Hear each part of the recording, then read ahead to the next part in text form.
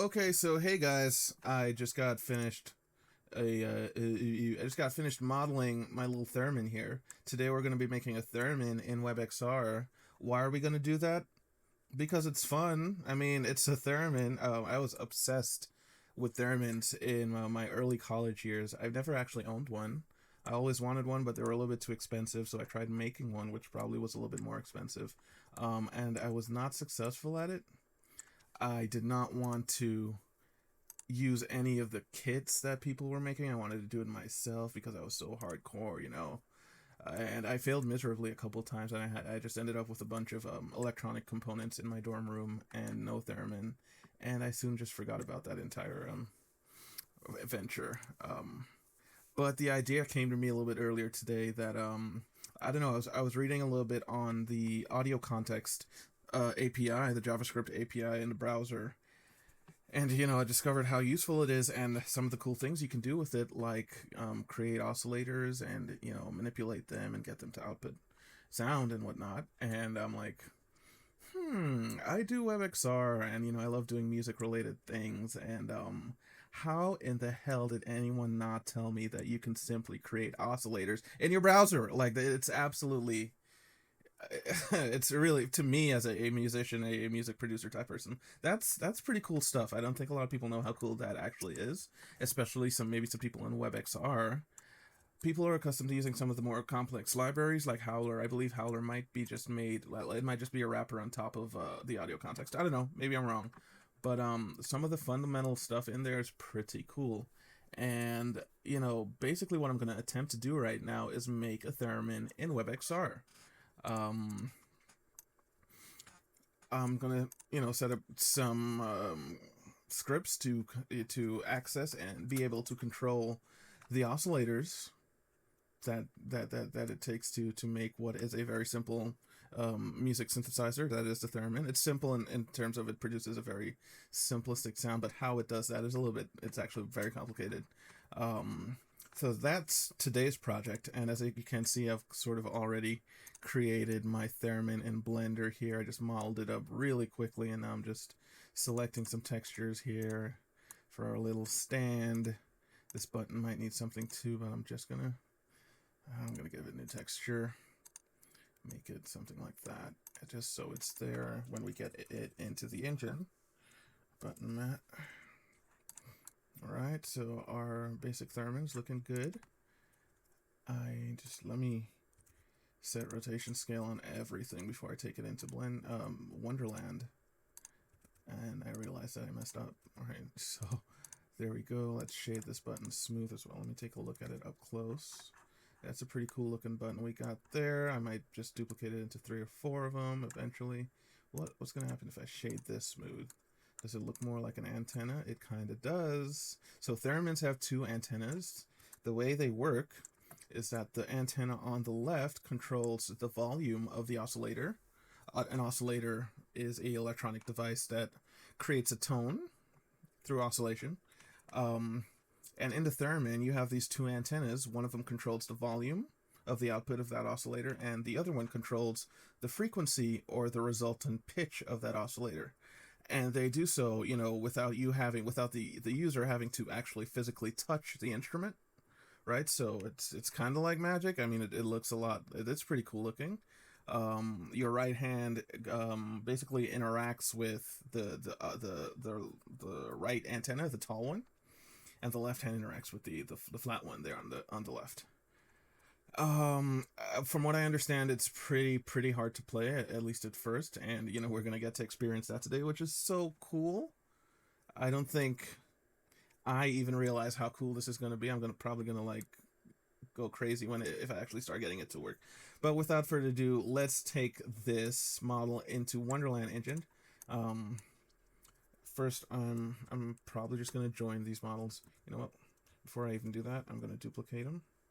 Moving along here, I'm just gonna hide these just in case I want to make changes to them, but these guys are all gonna get grouped together right here in Blender before we even get going into Wonderland. Control J, right, and I'm gonna make sure, so right now it's 11.9 meters tall. That's not ideal at all. I'm gonna make it about a meter, about 1.1 meters, so that it's, yeah, so that I don't have to do any scaling when we get into the game engine. All right, so 1.13 sounds about right. Hit Control, select all, hit Control A, apply scale, and now we can export this baby. I'm just going to export it as a GLTF. Let's create a new folder on my desktop and call it Tristan's Theremin. And in there, we're going to save my GLB, included, only selected. I usually like to take all these animation things off just in case I might have hit spacebar. And that actually took a while, probably because of the texture. So in Wonderland, I already created a empty session. So let me do that again. Let's quit Wonderland right now. Discard Wonderland. Accept new session. I'm gonna make it we're gonna use the VR template.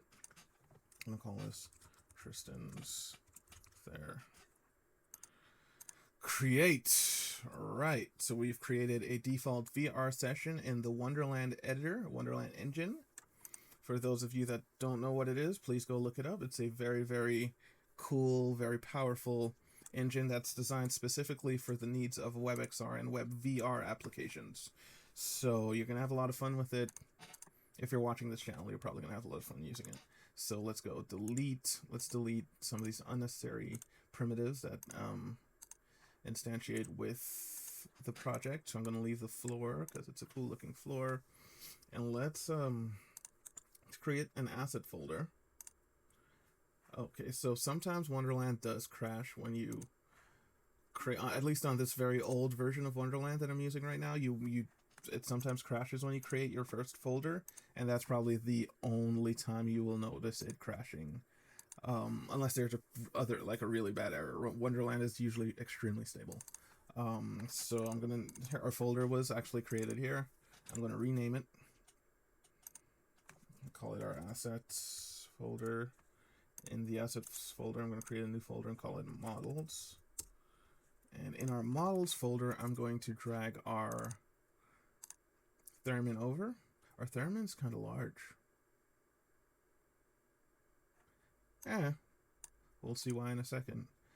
I was expecting something not this big, but it's probably because of the 4K texture, which did not make it in.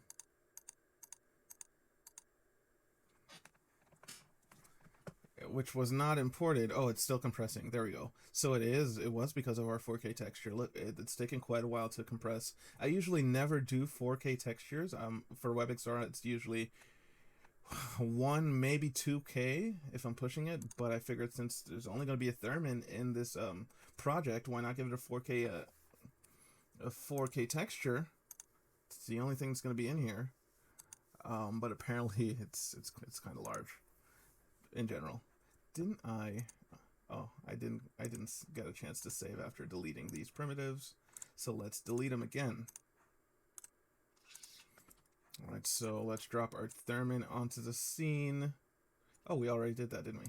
All right, so let's delete the second one we did. I also forgot to name it in Blender. Let's set the translation to 0000 to get it to spawn at the center of our scene. And here it is. It's a little bit underground right now. I'm going to bring it up to above the plane, and there it is. Beautiful. Just take collision shapes off for now. Right, so we got a Theremin in there, and how I'm going to approach this is that I'm going to set an object. I'm going to place one object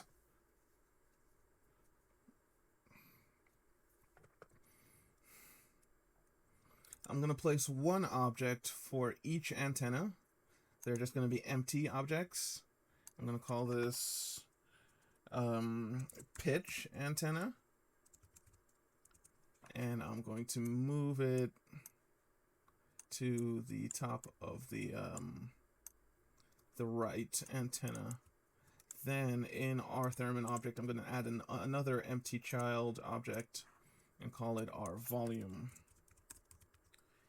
and our antenna. And I'm going to move this to the center of our left. Oh no, that's, yeah, to the center of our left antenna. All right. Now, just to test things out, what I will do we have controller objects in here? We do not really. They look sort of weird, so I'm just going to delete the default controller objects that came with the project template. That's controller left, controller right. And I'm going to make 2 more. We also don't really need a head object. I prefer to use the eyes. So I'm going to delete the head. We can keep... Well, let's keep the cursors for now. Maybe I might use them. You know what, let's delete these too. Let's delete the cursors. Yeah, let's get them out of here. I'm just going to add... one mesh. Let's just make this a sphere for now. This is going to be our hand sphere. Let's give it a yellow material. Let's focus on it. Where is it? Okay, apparently there it is.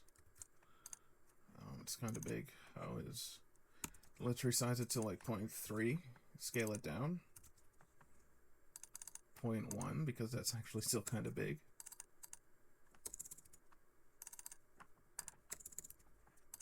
And this will be the representation of our hands right now. I'm going to call it hand 1. I'm just going to duplicate this. On hand 1, I'm going to add an input and make this input be our left hand. I'm also going to add a VR mode active switch and make that active only in VR. So I'm going to leave everything as is here. I'm going to I could have probably done that and then duplicated it, but let's do it again here. Input, set this to hand right, and set a VR mode active switch script so that it's active in VR only. So our hands will only turn on when they are in VR. Let's go ahead and move the entire player position over to closer to where our Theremin is, so we don't really have to interface with teleportation. Right. In fact, I'm going to delete the teleport indicators and delete our 3D cursor since we deleted our 3D cursor input objects. So then we're left with our lights, our floor. There is a button panel here that doesn't really need to be here. It really doesn't. So I'm going to delete that. Yeah, I should have just cleared out this project when I instantiated it, but better late than never. So all that's left is our views for being in VR, our outside 2D camera view, our left and right hands that are being hand tracked for hand tracking. They come with the session template, the VR session template, and our 2 hands that we just created here. I'm going to just change this to hand 2. Right, so we've already placed an empty object at the tip of one antenna and one on the other antenna. We're about ready to start scripting, but I just want to take a look at what the session looks like from a 2D perspective. Okay, so our camera is right there on the floor. Let's change that. That's interesting because our non-VR camera is not on the floor. As we can see, it's actually way too high. Track space, the entire track space is way too high.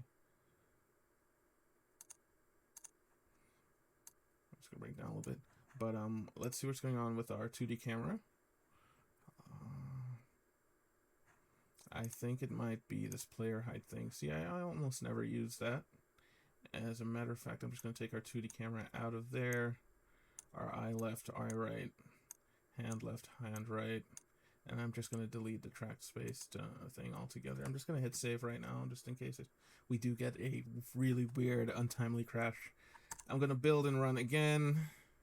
All right, so our camera is in the appropriate place, right in front of our Theremin, just so I can get a look at it. All right, we're not going to be interacting with it just yet. So let's get down to some of the dirty work. All right, so what types of scripts are we going to need? We're going to need one central, I'll call it like a central processing script. Let's call that the CPU script. I'm going to go into our JS folder in the project folder, and I'm going to add a new script called it CPU. I hope that's not a key that's taken by anything else, because that would be really unfortunate. Let's add that CPU component to our Theremin body, just for the sake of continuity, and I'm going to edit this. Now the editor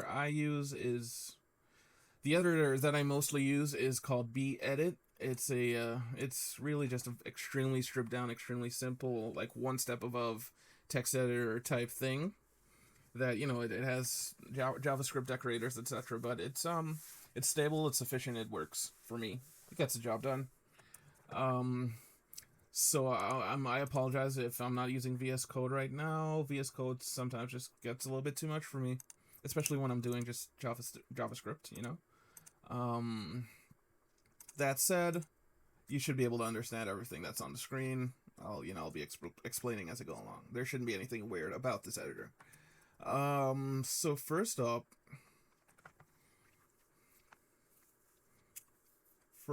we want to make sure our CPU script has access to all of the objects that are probably going to be important for our tasks at hand. So that's going to be our two antenna objects, our two hands, right? We're also going to make sure that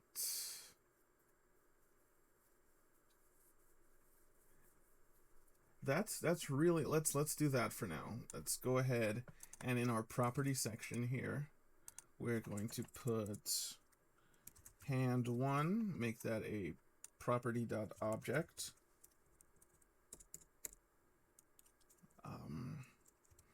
We're going to do comment to add another entry. I'm just going to copy this 4 times because I know the next 3 entries are going to be objects. All right, so that's hand2, antenna1. Rename this to antenna2. And let's hit Control S to save. So now in the editor, we have slots to actually select those objects that we just designated. So hand1, let's do hand1. Oh, we're going to need to add 2 more for the hand-tracked hands. I'm going to test them. As a matter of fact, no, we won't need to add 2 more. I'm going to test them on the controllers first, and then simply swap them for objects that I'll probably put in the fingers of the hand models, right? So let's just pair these up. Let's assign everything the right place. Antenna 1 to our let's make it our volume antenna. Antenna 2 will be our pitch antenna. All right, so back into our script. Those are all paired up. We don't need to call anything on register engine, so I'm going to delete the segment here. We also don't need to do any work in the init function, so I'm going to clear that as well. And we'll simply work with both our start and our update functions. All right. So proximity is going to be understanding how to calculate proximity within a 3-dimensional space is obviously mission critical to having a functioning virtual Theremin, right? You need to be able to calculate how far one position in 3D space is to the other. So those are 2 3-dimensional vectors. How far are they? How big is that vector between them? That's a pretty simple calculation. There are two ways to do that within Wonderland. Wonderland allows you, I think it comes with a GLSL math library that can handle tasks like that, like vector mathematics. I prefer to do it right here in JavaScript, so I don't have to import any libraries or deal with any shader languages whatsoever.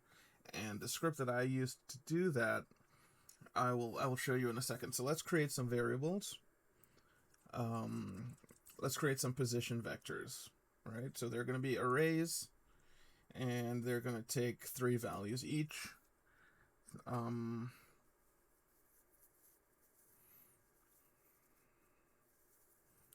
going to use float 32 arrays, so it's going to look a little bit like this. This dot hand one position equals new float 32 array with 3 values in it, right? We're going to, seeing as we have 4 of those to calculate, like we already know we have 4 of those to calculate, I'm just going to create 4 variables immediately. Hand 2 position, and 1 position, and 2. Wow. 2 position. Yeah. Alright. Right, so now we need to, okay, so we're going to have to keep updating these variables with the actual positions of our hands as the game goes on, so constantly. So that's going to be done in the update function of our script. But we'll only need to be doing that for the hands, right? But we still need to store the actual positions of the objects in our variables of the antenna objects, even though they're not going to be moving in variables within our script. So what I will do is use the get position world function from within Wonderland. So how this works is that you select your object variable, which is going to be, let's say, ant1 for our first antenna. It's going to actually be this.ant1.get position world. And this is going to return an array of three values, which are going to be our X, Y, and Z positions in 3D space. And we're going to want to take that and store it into our ant1, so this needs to be below the declaration variables. We're going to store this in this.ant1 position, right? And we're going to need to do that with ant2 or antenna 2 as well.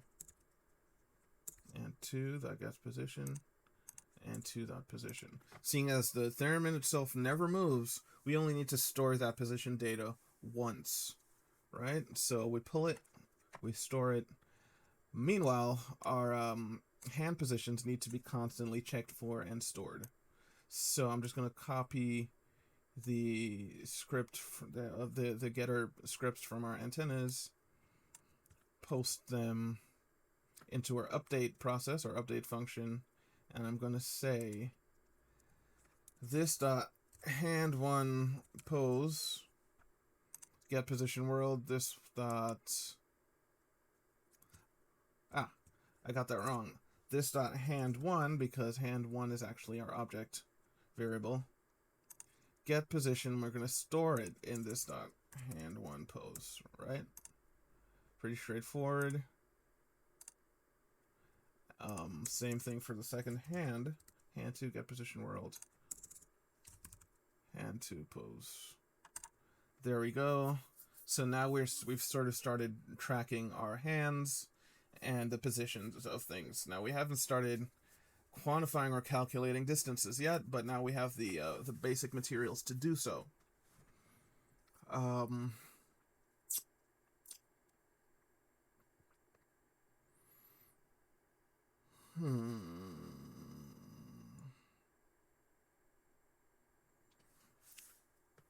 So cool. We can call those we can call those distances, let's say this dot, let's make the left antenna distance, we'll call that distance 1. We're just going to declare it as 0 for now, and distance 2 will be our pitch distance, or the right antenna distance. We're going to declare that as 0, so now we have those two variables, and how we're going to continue updating those variables is going to be basically how we're going to keep getting how we're going to continuously grab the distance between those, and that's pretty simple. For each one, so this is the vector stuff that's involved in that. For, let's say, our left hand, it's going to go like this. This dot dist1 is equal to math. We're going to use the math library of JavaScript. Dot sqrt for square root, right? So it's going to be a square root function. That's going to take three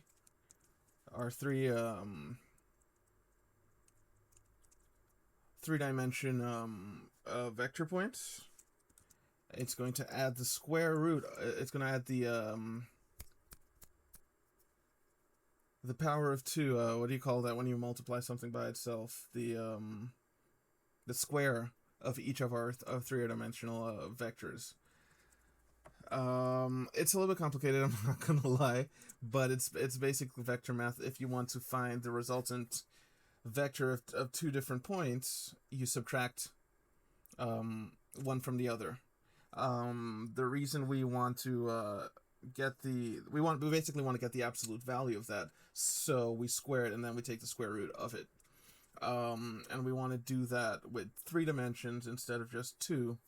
So it can get a little bit convoluted, but just follow along exactly as I write it here. Math.square root is going to be this dot hand 1 position. Let's just use 2 right now so it feels a little bit better. Minus, actually, it's a little bit more complicated. It's going to be math.power, right? This dot hand position, hand 2 position. Ooh. Let's do and position first.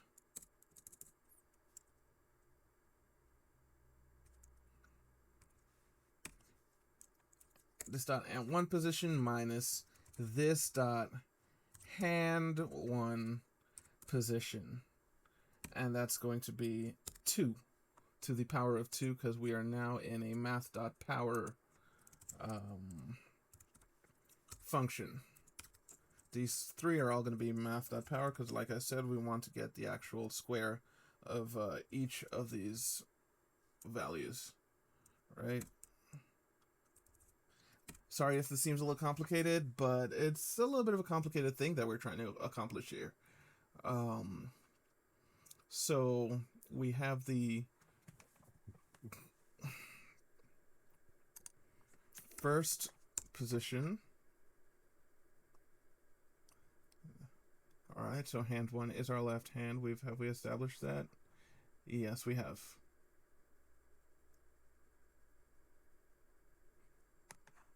Hand 1 is, let's go back and check, make sure it's, hand 1 is our left hand.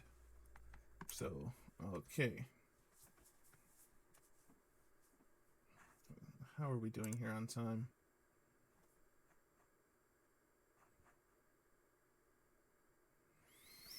The world may never know. Okay.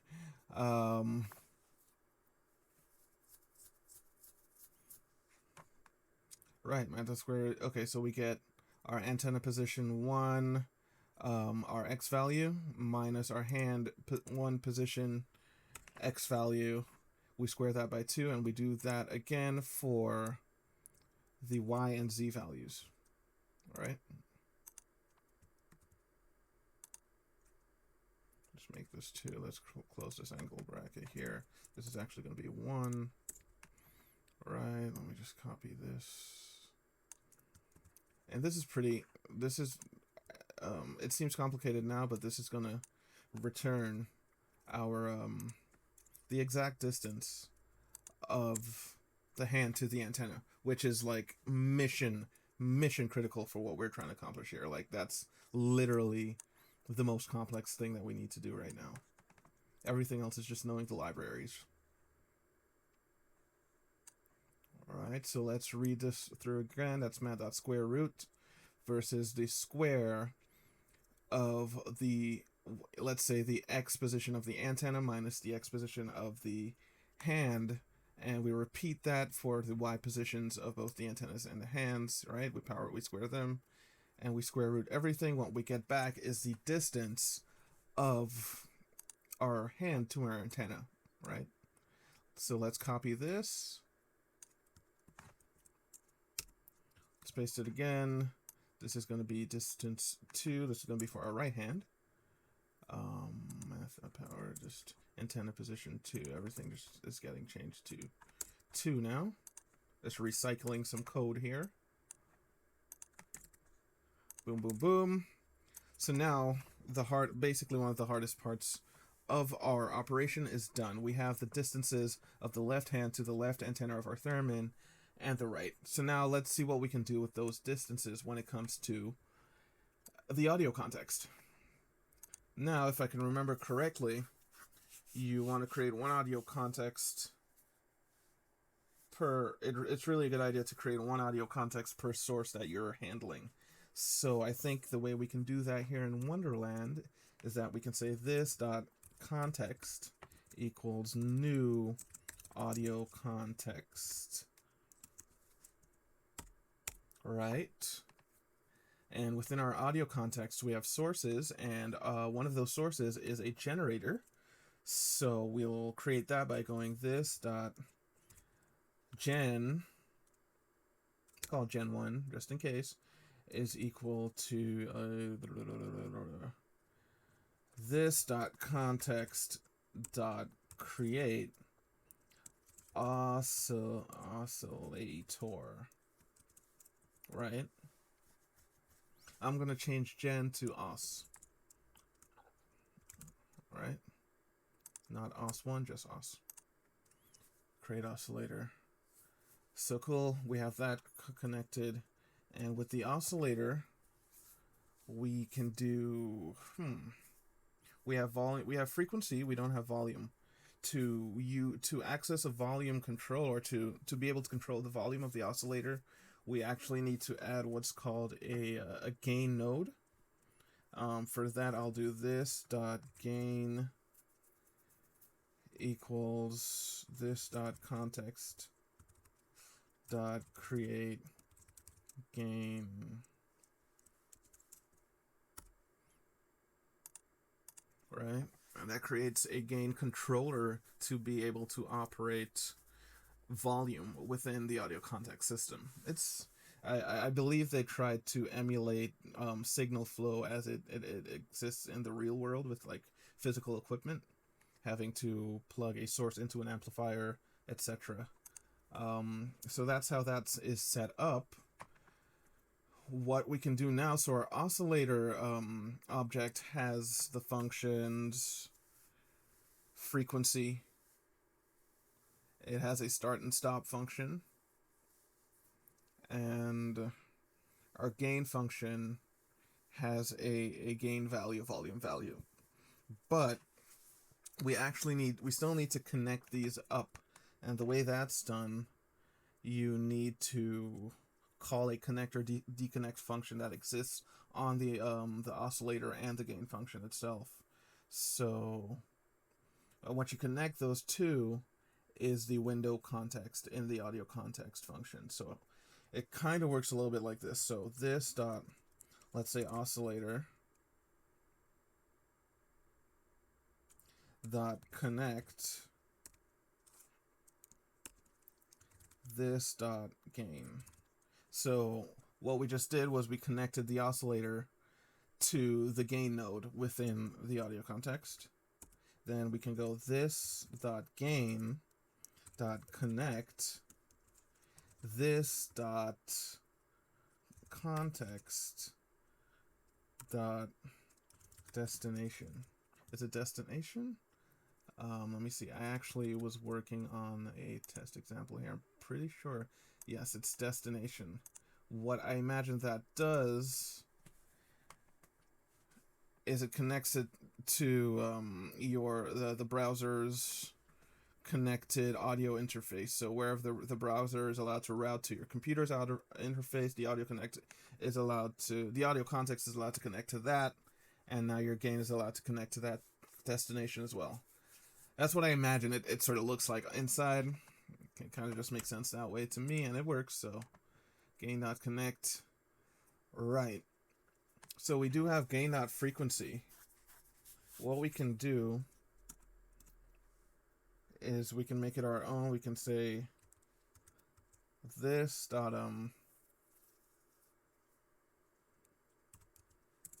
pitch is equal to this dot gain this dot oscillator dot frequency dot value, and this dot volume is equal to this dot gain dot value.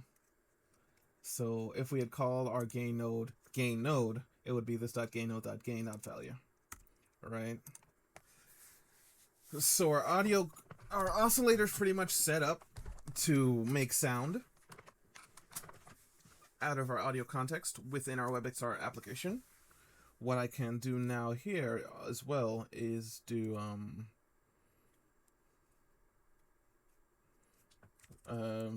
this dot oscillator dot start, just to start it. Now once you start an oscillator, you cannot restart it. I'm not entirely sure why.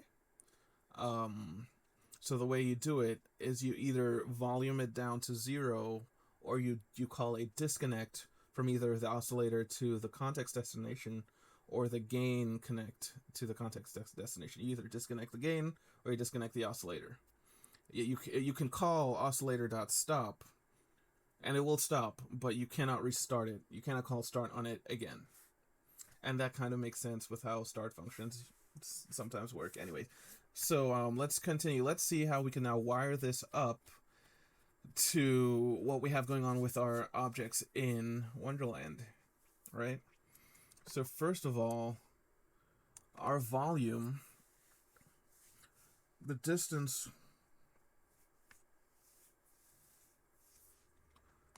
so first of all, the distance is going to be on a scale of meters when it's returned. So about this is going to be about 1/4 of a meter. That we're going to be playing within about 1/4 meter of space, right? That's going to be our comfortable playing range.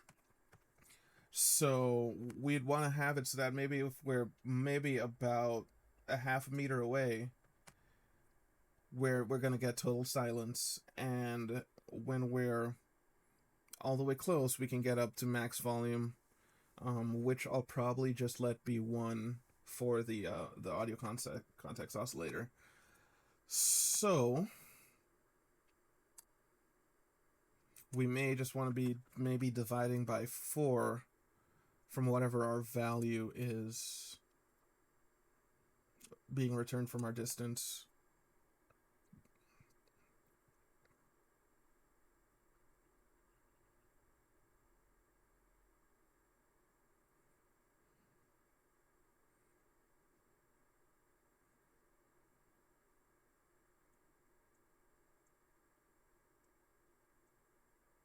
I'm going to give that a shot. What I want to do, just to make sure, I want to console log out the distances on these things. So I'm going to go console.log hand1 distance. This should actually be a string, hand1, and it's just going to log this dot dist1. That's what we called it.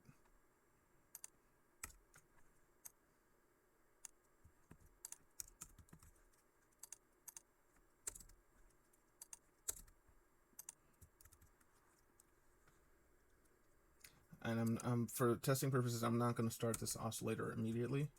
I have no idea what it's going to sound like, but I just want to make sure we are logging our hand distances right now. Alright, so that seems about right. I'm going to, let's see if we can get the WebXR emulator working here. Very good, it is working. I'm going to, I cannot see our theremin. Okay, so our theremin's down there. What I'm going to do is just move,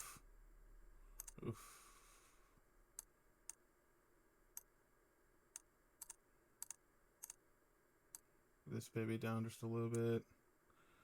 I want to get our hands close enough to the antennas so that we can test this baby without even going into a VR until we actually need to. So yeah, our hand 2 distance there, hand 1 distance is really small there. That makes sense. 194. It's going up, so good. Our distance mathematics is on point, and we're now seriously ready to start attaching these distances to actual modulatory changes of our oscillators. So let's see what happens if we just start this oscillator in our WebXR context.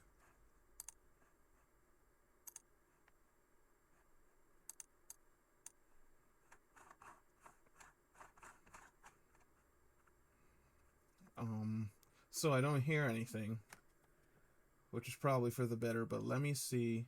Usually you need to interact with an audio context before it you can hear it, which we have not added an interaction yet, so I don't expect to hear anything, but I want to see that the console, I want to see that it has been stopped automatically to know that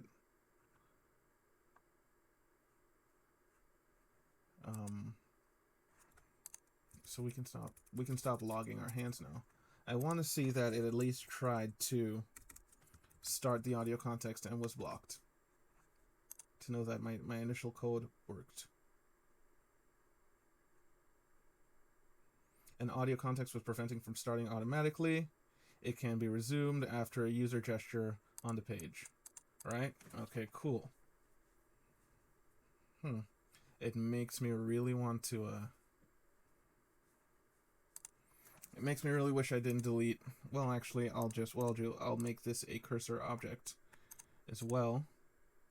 First, I need to give it a collision. Let's make it a box. Let's view our collision shapes so that we know how big our box is.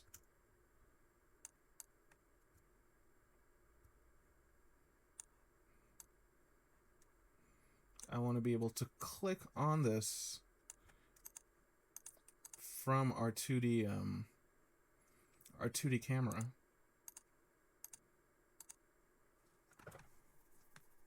So that we can initiate, we can to make the browser understand that we are engaging with it, and it can go ahead and release our context, which isn't really working right now. Collision, cursor, collision group 0. I'm not too sure.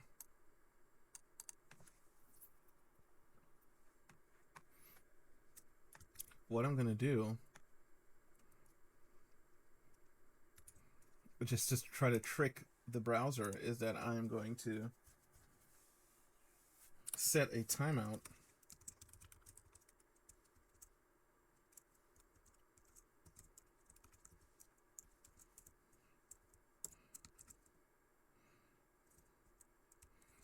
and give myself like 5 seconds to just interact with it before it starts, before it wants to call that function, so that we could effectively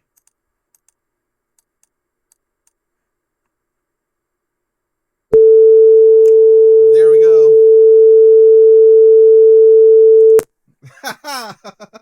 Oh my god, that was actually really funny. So as funny as that seems, that's actually the tone of our theremin. That's the birth of the sound of our theremin. Everything else is controlling. The only thing that's left to do is to control the pitch and the frequency with our hands. And we have it. We have a very basic functioning theremin. So, without further ado, let's see how we can do this dot pitch is equal to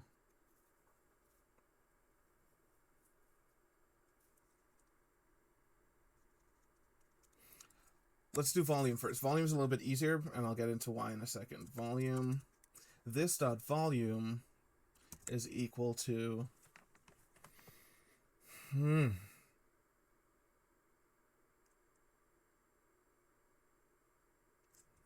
this dot dist 1, let's say by 0.6 for now.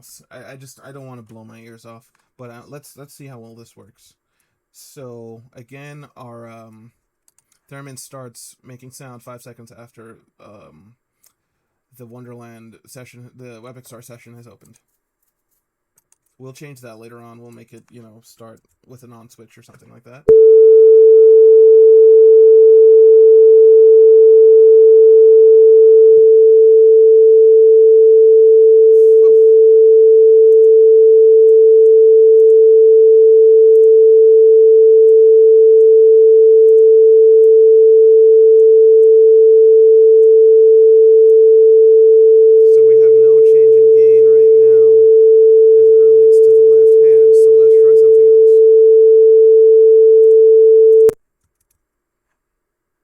This dot volume, this dot gain dot value.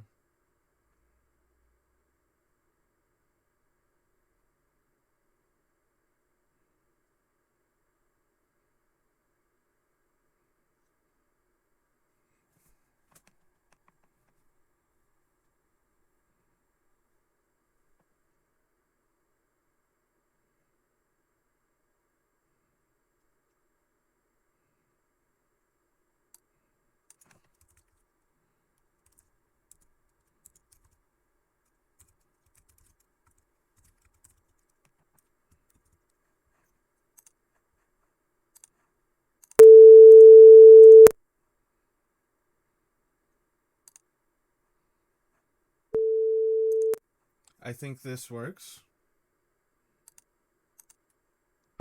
Right, so let's move that hand up. As we move our hand further away, it gets louder, which makes sense.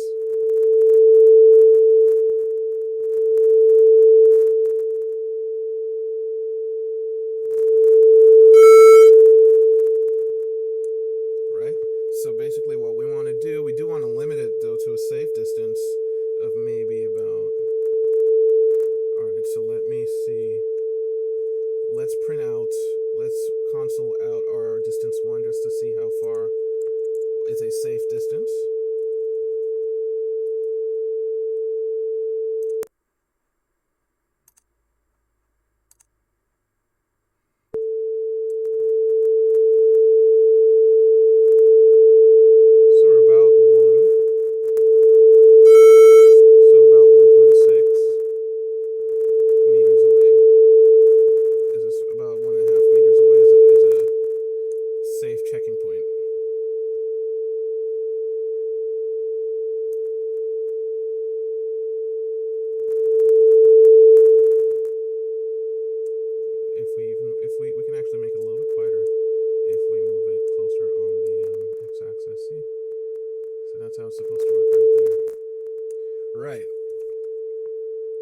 So basically what we want to do, if this dot dist is less than 1.6, 1.5, assign it. So the right hand, the pitch hand, is going to be a little bit tricky, a little bit far out, and we do not want to mess around with just experimenting on it, because we can create some really beyond uncomfortable but dangerous frequencies. I'm in a professional music studio environment right now. I have two very high dB, well, capable of producing high dB monitors aiming directly at either one of my ears, so I really don't want to like deafen myself potentially. So we need to really think about what changing the frequency of an oscillator with proximity really means. So basically what that means, the range of human hearing is 20 hertz to 20 kilohertz, 20,000 hertz. We can allow that to be the range of our instrument. I mean, why not use everything if we have it, right? So what we want, since we're working within the confines of basically about a meter space, we would want, let's say, the furthest distance away, let's say 1 meter, to be I believe, it depends, I believe the closer you get to it, the higher the tone is supposed to be. So it's a little bit opposite of what the gain is. So 1 meter away is going to be 20 dB. 0 meters away is going to be 20K. I think between that actually should provide a nice enough range of audible frequencies that we can actually use as music. We might want to actually squeeze that down to about half a meter, though. That would make sense physically and comfortably, right? You want to be able to do the entire... I do apologize for any discomfort that you might have just suffered trying to listen to me narrate or to talk over that very intrusive tone. Yes, I had to stop the video for a while, and I was able to figure out a really good approach to setting up our pitch functioning for our Theremin. Quite simply, we are going to start at the max. So we're going to set our oscillator frequency to the maximum frequency that we want out of it, meaning when we are closest to it, acceptably close to it, what is that frequency going to be? And I just deduced that 2.5K is a really good frequency just to kind of cut off. It's kind of like at the end of the musical sounding tone. Like everything above that is going to just sound really annoying and be unpleasant for the listener to experience. It's like you're getting into like buzzing, like mosquito type. Well, not really mosquito, a little bit lower than that, but it's still not very musical. So we set our oscillating frequency at 2.5K by default, and we subtract from that as we move our hand, as our distance to variable grows. So yes, as we move our hand further and further away from that antenna, we're subtracting from our original tone. So I do have this as a working sort of prototype script, right? And I did also conditionalize it so that if it goes beyond 1, it's not going to assign anything to it. Right, so let's see what's going on here. Hit save, let's reload this session, unmute it, click it so that it's interacted with. Alright, so beyond 1, you have nothing.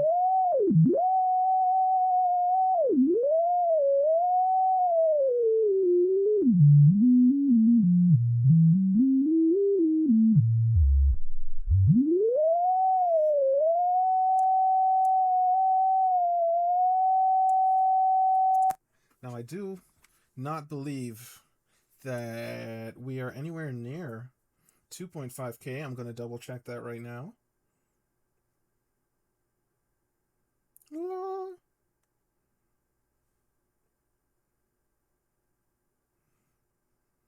Why can't I hear the oscillator on my phone now?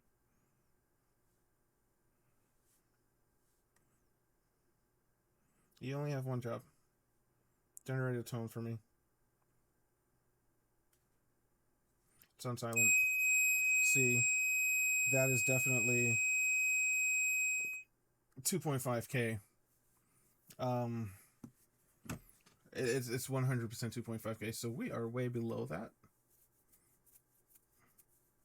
And I'm not quite sure why. Maybe it's because we're not getting quite there on the with the scene graph. But what I will try doing, let me just set it at one set value, irresponsive of our dysfunction, just to see if it ever hits the actual 2.5K tone. Yep, that's 2.5K. definitely is 2.5K, and we are quite a bit away. So already the hand is showing that it is almost half the acceptable distance away. So that would make sense. I think it's just a matter of precision, accuracy, and getting closer to the antenna, which we may be able to do in VR itself. But let me just double check that. So let's get back to our subtractive function here, where we subtract the value by itself. Maybe if I subtract the value by half, I can sort of cheat it. But let's just see if we can get the ball closer to the tip of the antenna first. Then we won't have to do anything else. Close your ears. Yeah, so we're in there. Problem is I can't see the antenna because of there we go. Much better. Alright, so let me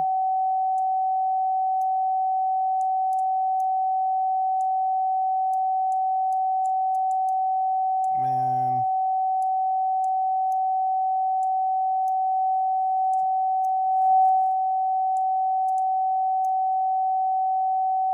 Yeah.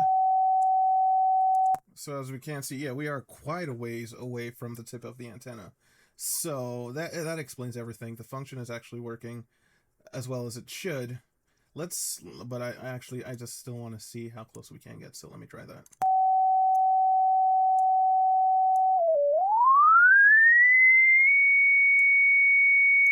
And there we are at our 2.5K, absolutely. So the function works well enough for us to enjoy it, I'm pretty sure.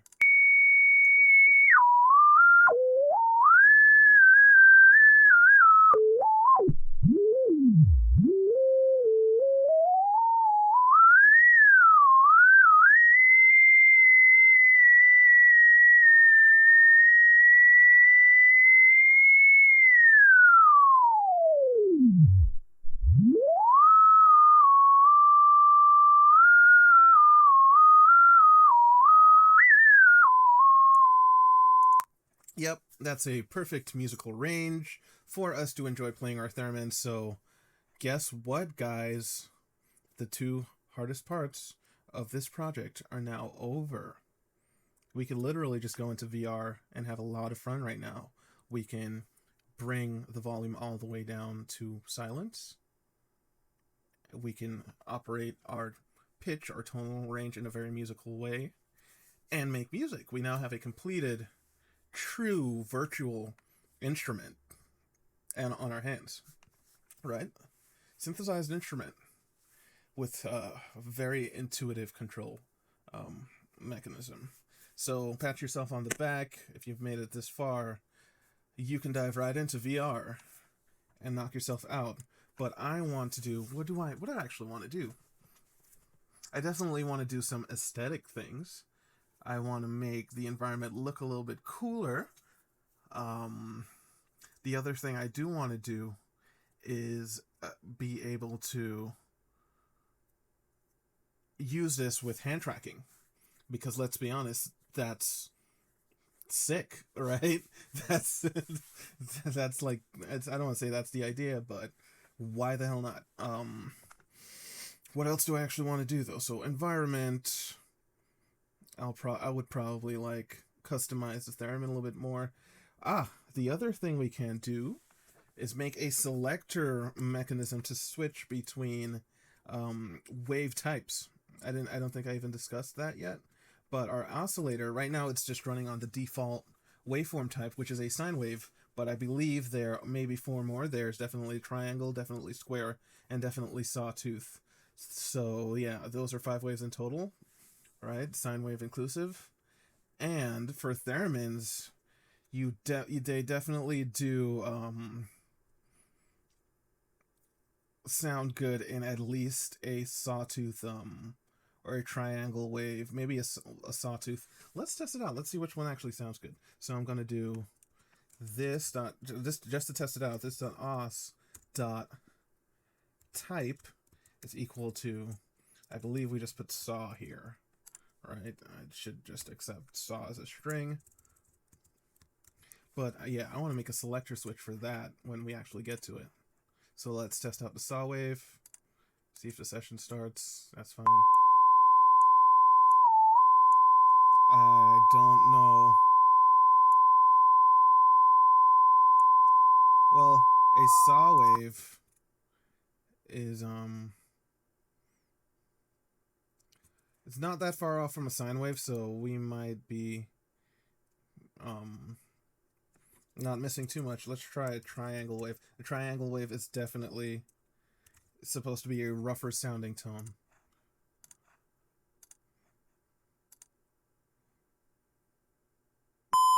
There we go.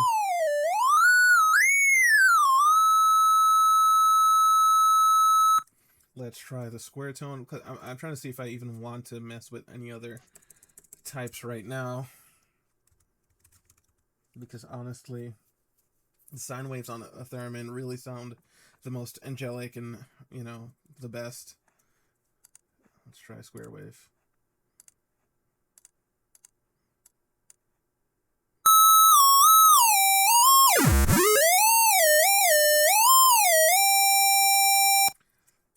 That's actually a really nice, like, I'm impressed by the audio context. That's a really nice sounding square wave, not gonna lie. If you've messed around with at least digital synthesis or whatnot, you're gonna know what a good square wave sounds like, and that's a really beefy sounding square wave, I'm not gonna lie. So I would probably just go between sine and square. I don't feel like we're missing anything from triangle and sawtooth. So next we can decide how we want the user to be able to switch between square and sine wave. We can make that a little an interactable button. It's probably in reality something more like a knob on a real theremin.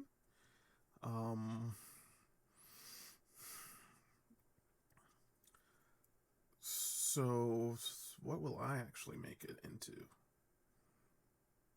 See, I kind of wish I didn't delete my cursor objects now, because it would be really easy to slap something together. But what I'll do,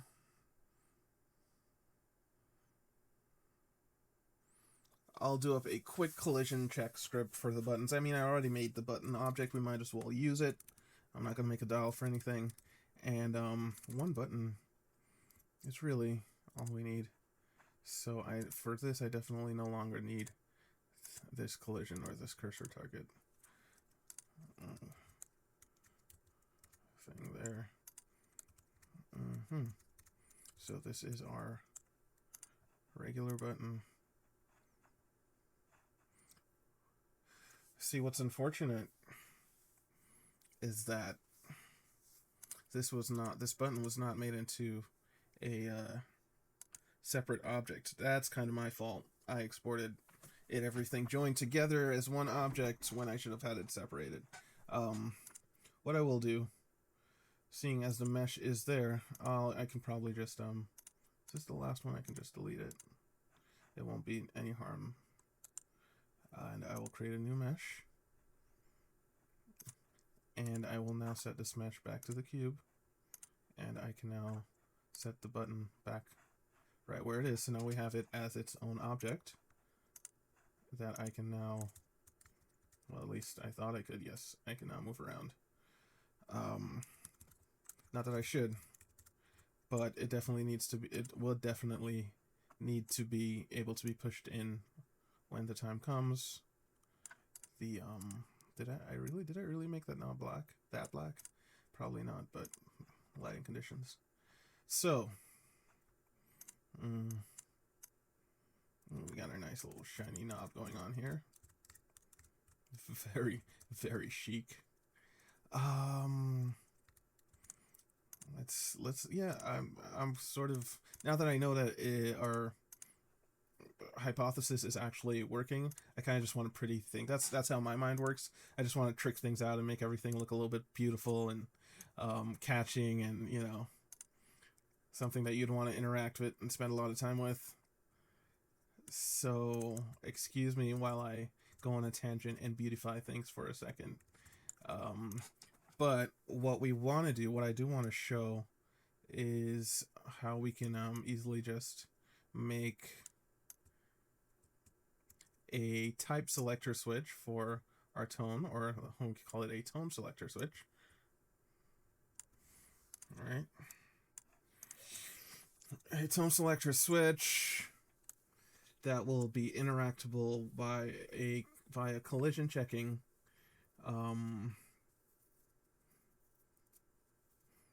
And what I am also going to do is something really cool too. Might make this video a little bit too long, but you know what? I'll just, from here on out, I'm just going to start tricking stuff out. And I'll just probably speed it way up in the actual video, so you guys can just, you know, really catch what I'm doing here. I'll probably slow it back down when it comes time to the coding. Yeah, when we get to the actual coding.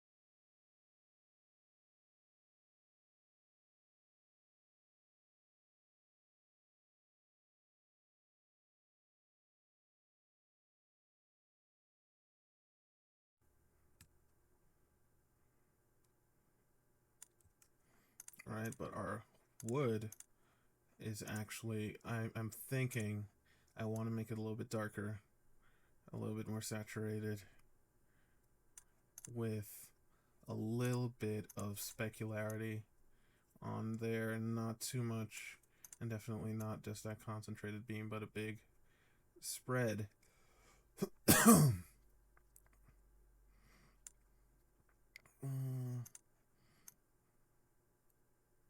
Make it a little bit darker.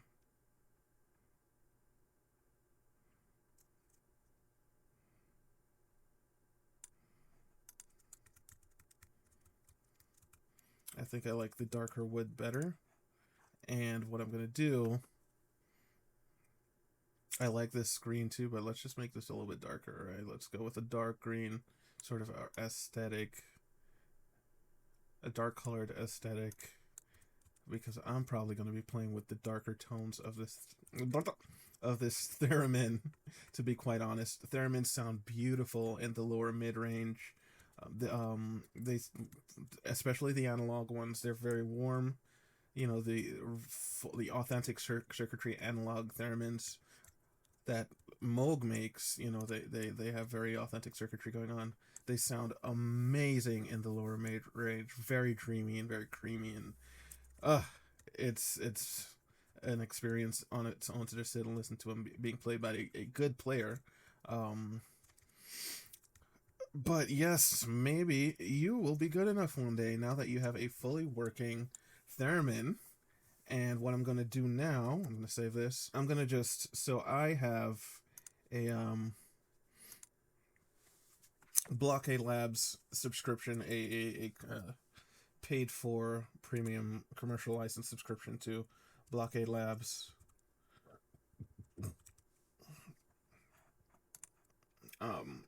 Blockade AI that allows me to, I might have maybe about 200 generations left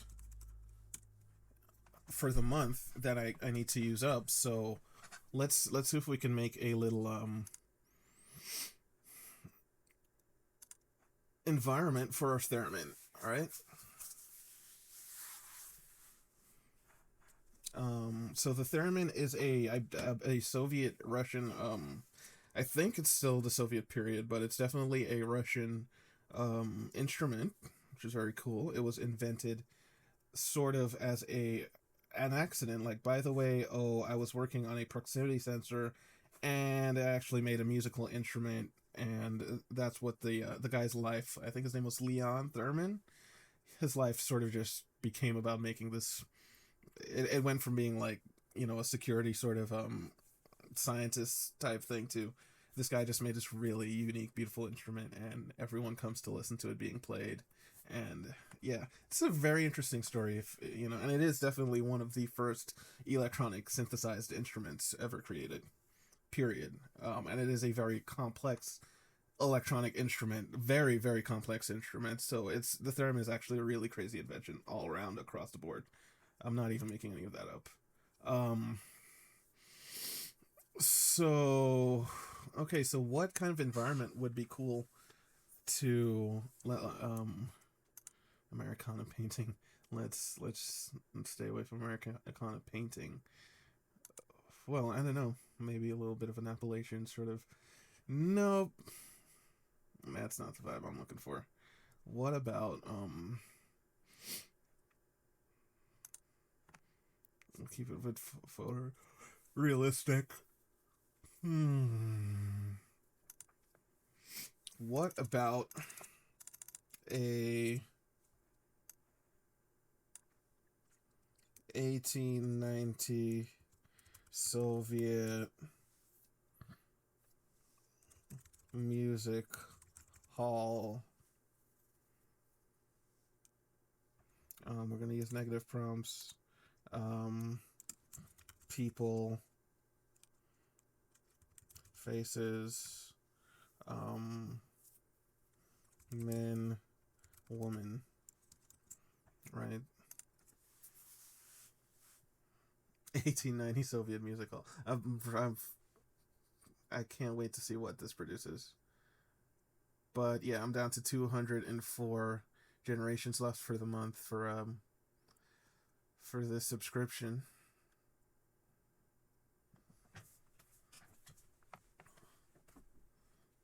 But I want to be able to play my theremin in a welcoming environment because I know I'm going to get really into it. I just know it. There are two other things that I might look into adding into our script besides the tone select. Wow.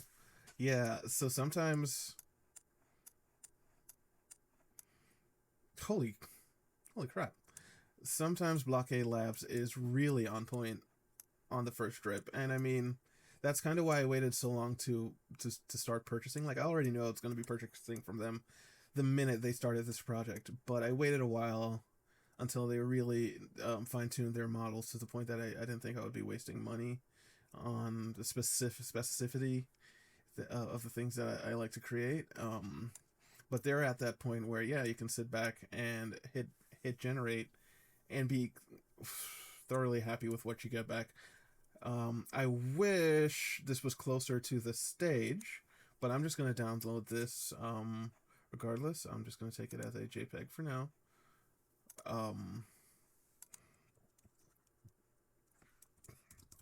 On stage.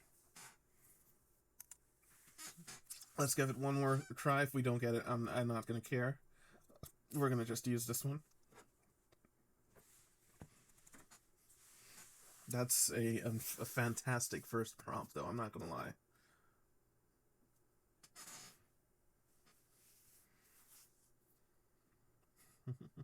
Soviet music hall. It's a crazy prompt.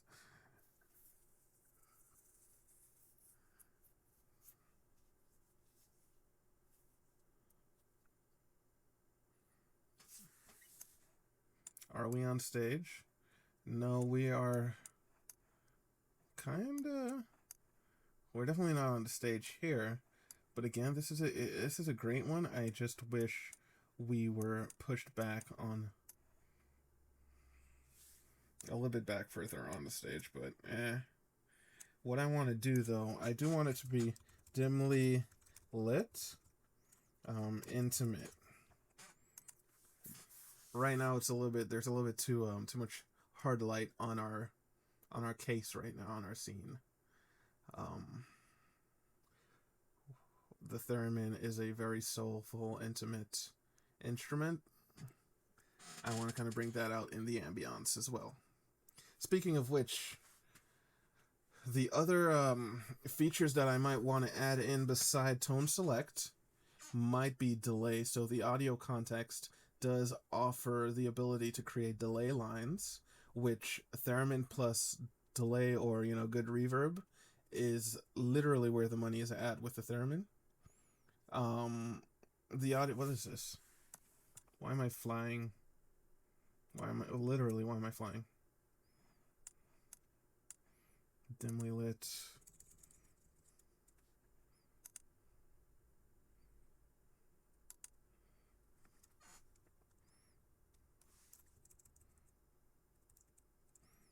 I'm going to put view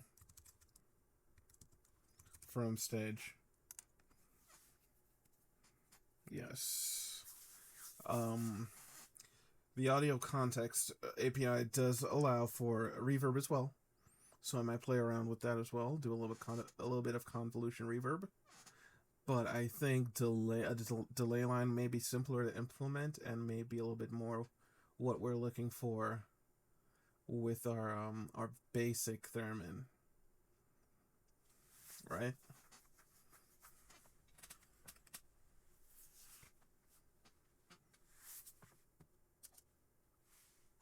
This, oh yeah. Okay, so the stage, so we're kind of downstage. We're kind of center stage. We're not on the, oh, I don't even know what the hell that. I'm not gonna lie, I'm not too sure what this concert hall is, but I actually do really like. I think it's very super unique. I love the space before and behind. Actually, this is what we're gonna use. JPG.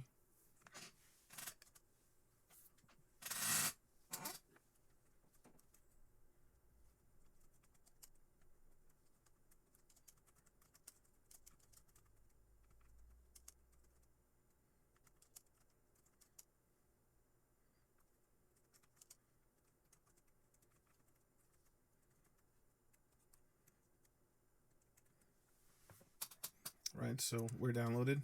What I'm gonna do, super nice. I'm just going to open that up, go to our downloads folder. Let's do that from here though. Show in Finder. I had a lot of crap in my downloads folder.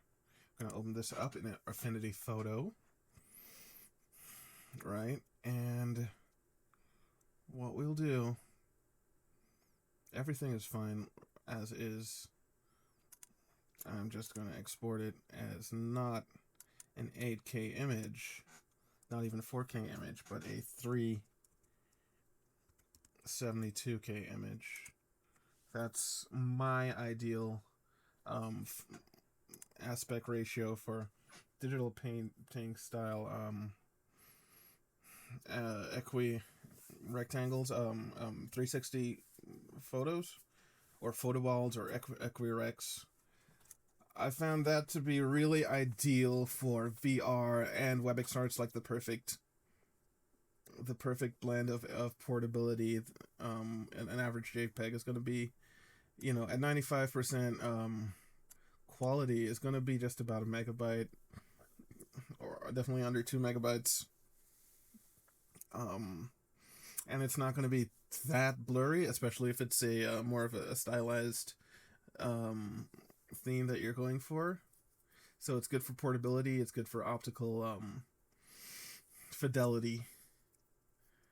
So yeah, that's my personal favorite. There are ways to make it look a little bit better depending on how you're compressing it, but we're not going to get too much into that. Creating a delay. Let's go ahead and delete this here.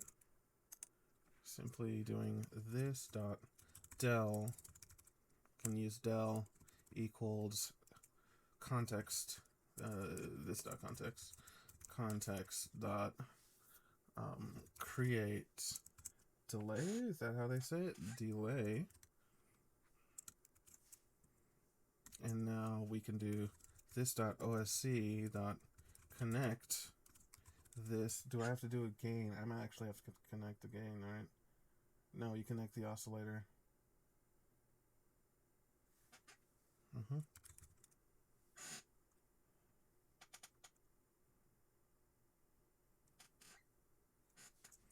And you connect this dot del connect to this dot context, to the audio context. And now we should actually have a functioning delay line, but we also forgot to set the delay amount, so I think it's this dot del dot let's see here, delay time is what it's called. That's the function. And of course, just like gain, it's a value, and frequency, it's a value, and it's measured in milliseconds. So let's do half a second, which is 500 milliseconds, and that's that. Is 500 milliseconds good?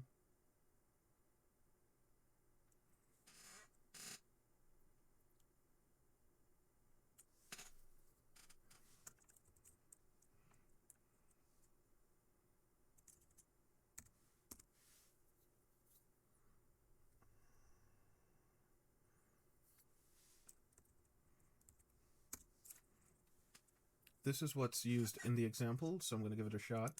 Llama might be hallucinating a little bit because it's saying that it's set the delay time to 500 milliseconds, but the value in the script is really saying 0.5, so I'm not too sure how that actually works, but let's give it a shot and test both. If one works off the bat, we won't need to test the other one, obviously. Unmuting this now, turning volume down a little bit. I also need to actually run the project. We may have passed our 5-second mark to initiate the audio context. So let's do that again. This is .context. All right, so that's a spelling error. Context, connect, context.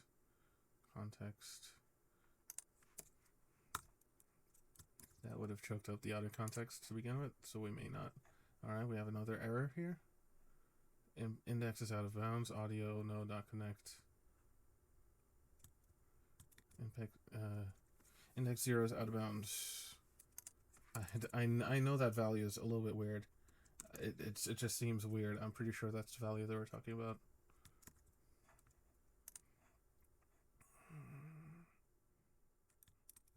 Input index 0 is out of bounds.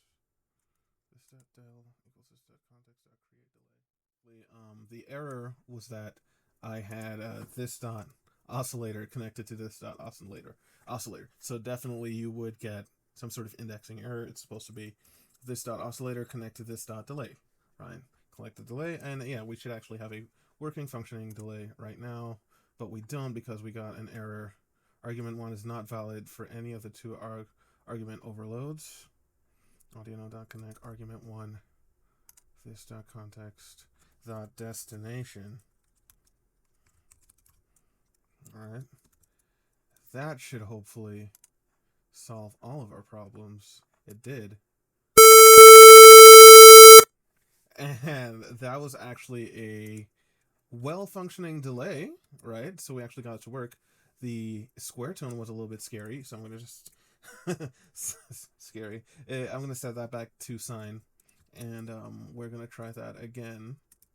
All right, so let me just run it back, get our context in time.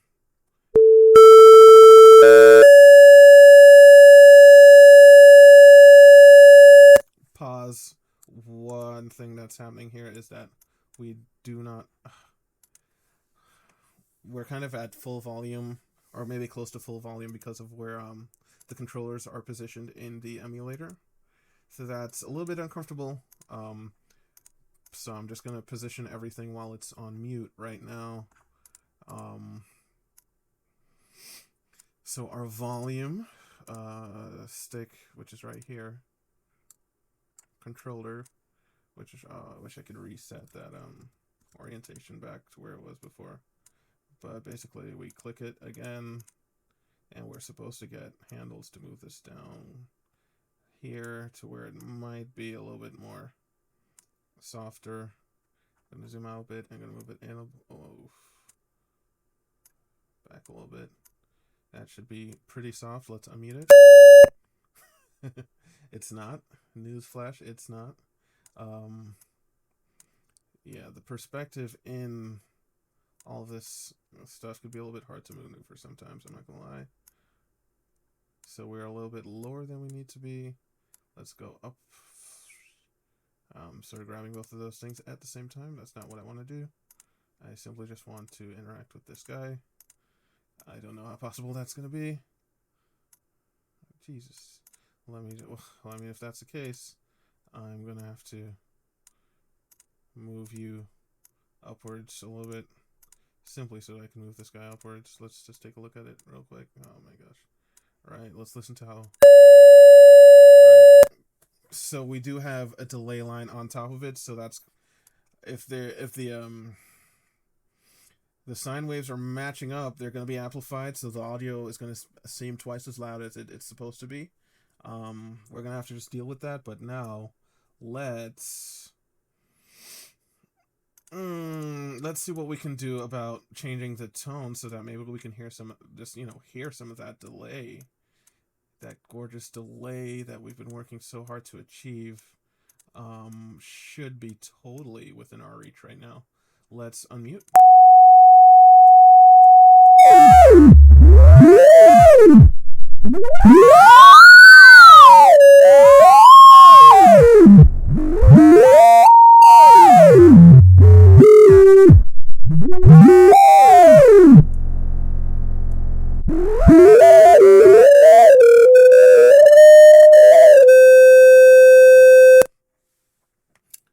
Honestly, I don't know what the fuck that...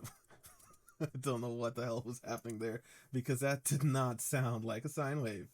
It did not, so I'm just going to take this out completely here, so that we get the default wave, which should be a sine wave. I'm sorry, it just doesn't sound like a sine wave to me, to my ear. And I'm guessing it is because of the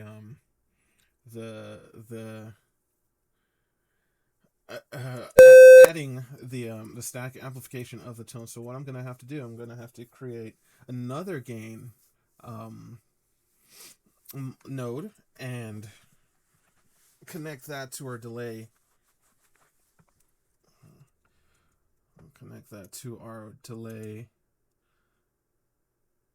line, and this dot delay to connect our delay line to that gain node and collect that gain node to the context, right? So delay 2,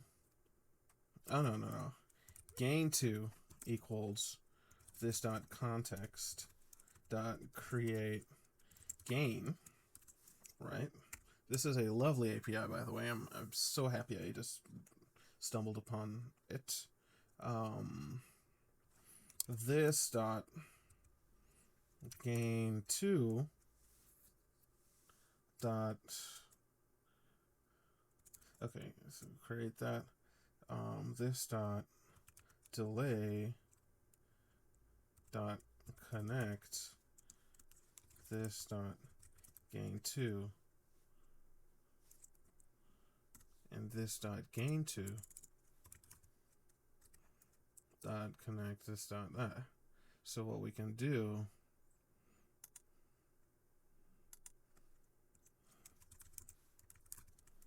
dot gain dot value equals 0.1, and we connect it, and we should be fine. So I've connected them all. Let's see how bad that sounds. Right, it's a little bit softer now.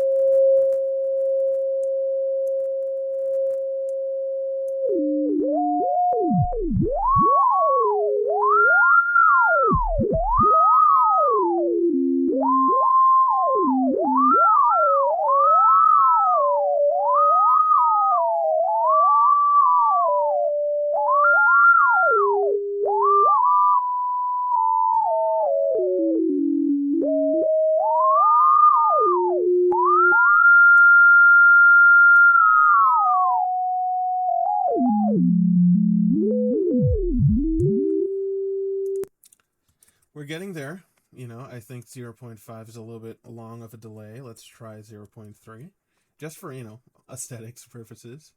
But we're getting there.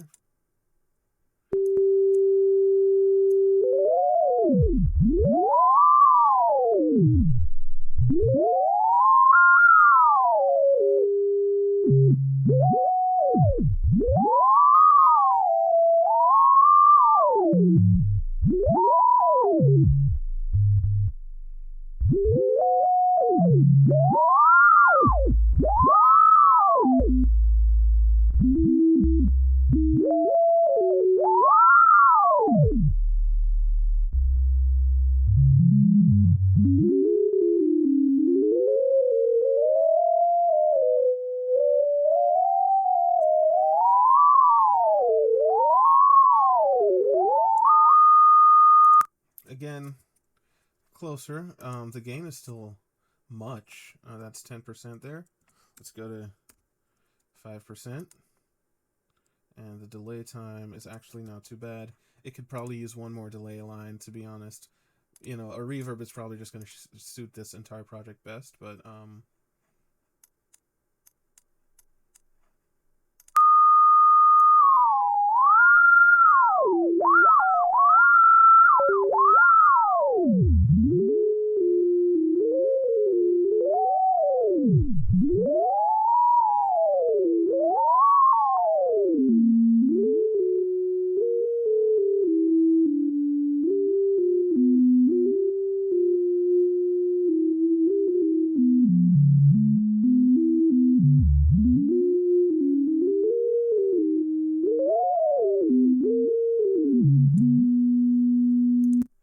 that's adequate. That works. That actually works. It would definitely get the mood going. You know, if you sat there playing for a bit, I'm totally cool with that. So check it out. Okay, so let's go ahead and make it so that we have control over both the tonality and the delay.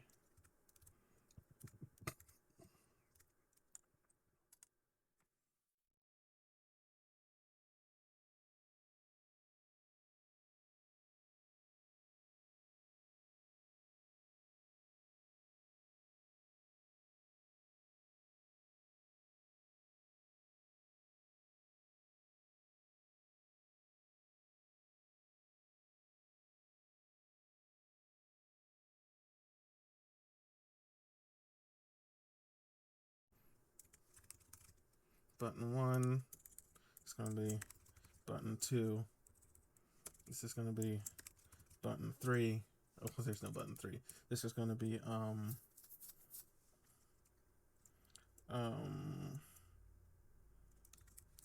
wave type, wave window, and this is going to be what is this going to be?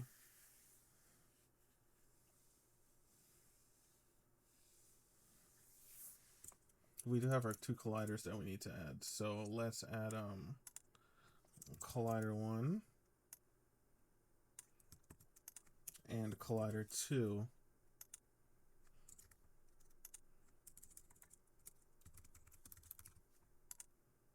I don't know if collision is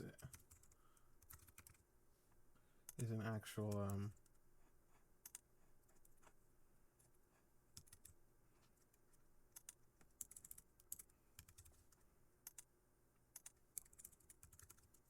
we might need to just call these objects. We're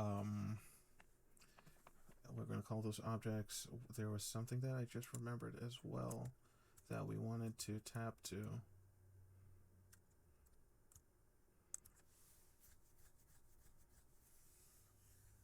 Oh yeah, we want to have two materials for the wave select thing. So wmat1 equals property dot material wmat 2 property dot material.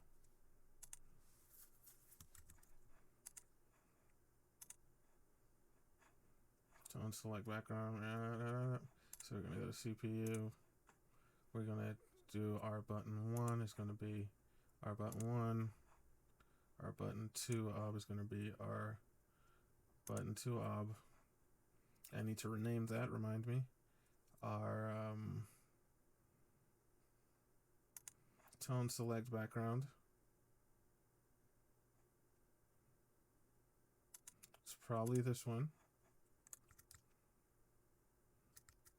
It is that one. We're going to just rename that tone select image, not the background. And this is button 2, just so we keep track of everything.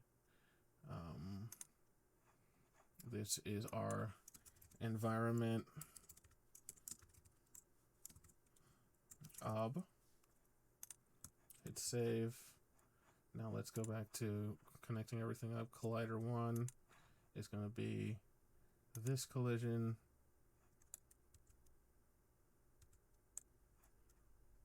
And this, I'm going to duplicate this, move this into button 2, and set the translation of, oh.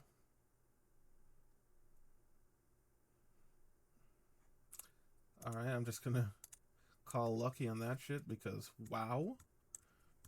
All right, the gods look down on us right there. So we have, do we have everything connected up? We need the materials, which tone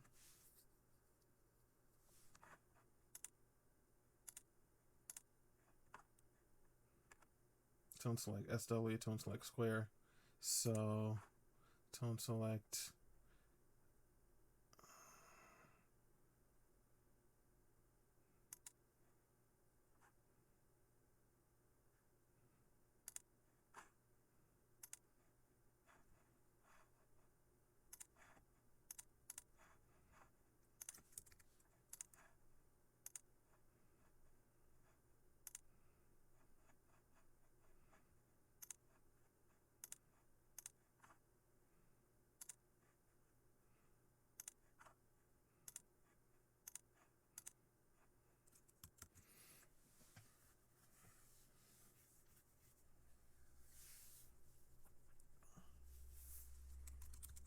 just device on equals true. So I'm now just setting up all the variables that we're going to need to control everything in the game, right? To control everything that needs to be controllable on our Theremin and whatnot. And also I'm just going to add one last one. This dot AR, augmented reality, equals false.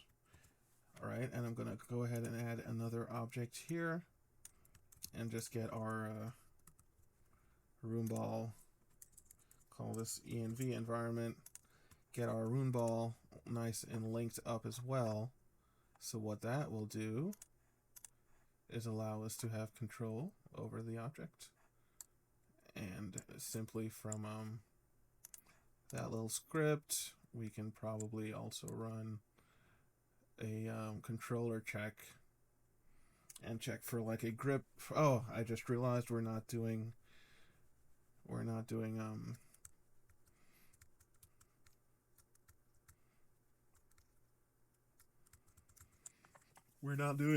controllers.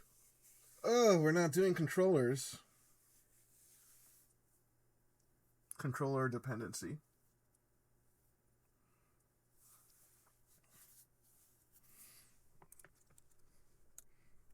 So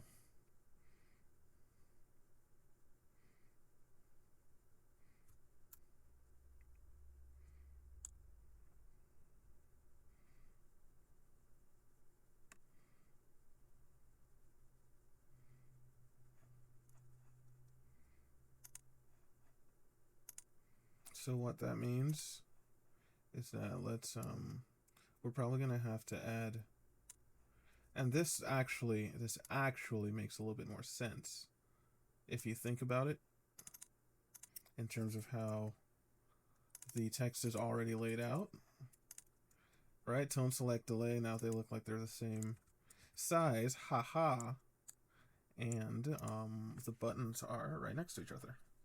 So if we were to, and I'm just going to group this in here. This might be just a little bit too far off. So might this. Subsequently, let's leave that actually. This, let's bring this down here. Also this, so that everything's touching. We're gonna give a little bit of a holograph. No, that actually looks fucking terrible. Right. So now let's control this.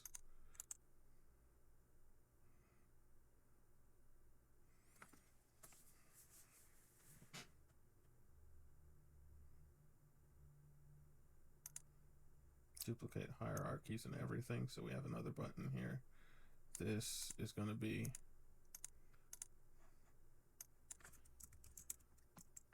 our AR button, right?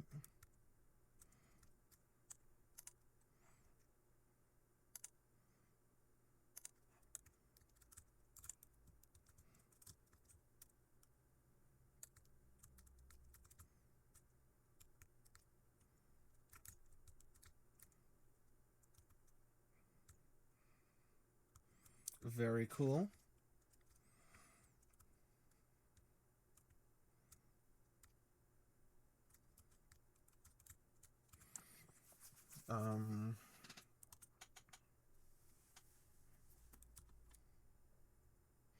So with that, we would need to add one more object, two more objects.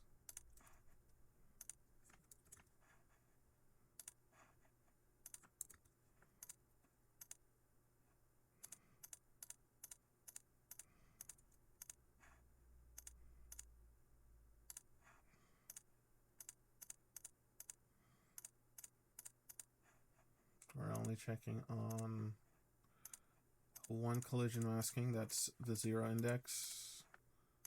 All right, keep things a little bit efficient, a little bit more efficient than it would be. Okay, so let's go ahead and add yet another button.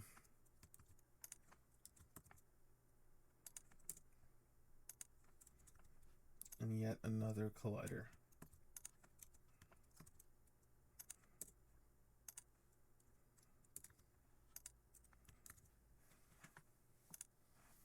Let's see how that completely looks.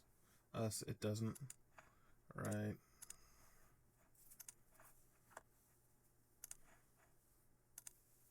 And we are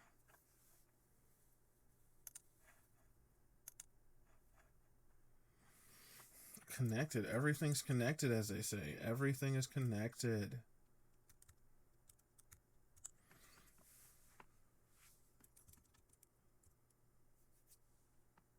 Everything's connected. So we have those. We have everything there. So we're going to be doing collision checking on these. We're actually going to make some functions first. Let's make our functions first. First one is going to be wave change. We're just going to call this wave. The second one is going to be delay C H. The third one is going to be power. Yeah, it's not rocket science here. Yeah, this really isn't rocket science. The wave change might actually, I mean, they're all equally, these three functions here are all equally as difficult because they all deal with the same type of context object. What's going to be a little bit tricky is the actual collision checking. So if this dot wave equals 1, we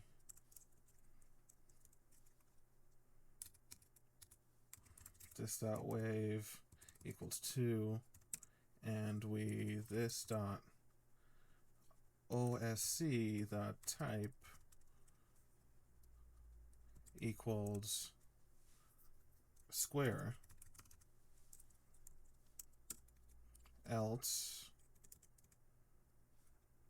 let's just end this right here, else, I like to do my else's like this,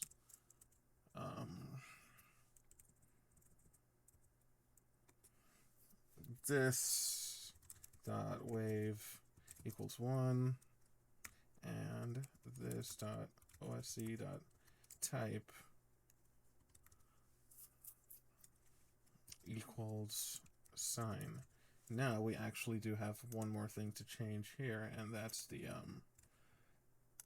image on the Theremin, which is attached to wave window actually, right? So this dot wave window dot get component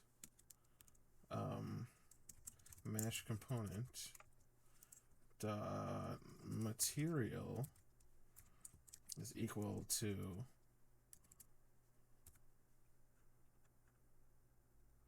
wmat1 is what? Wmat1 is square mat? Yeah. So it's equal to this to wmat1.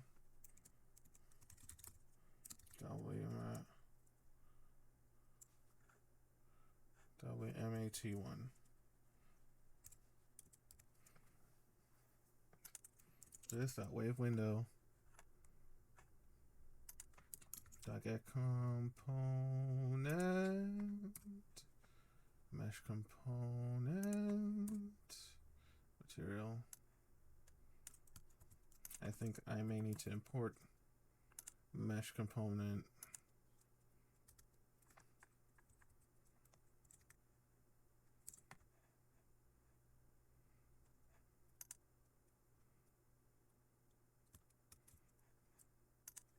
mat2, mat1.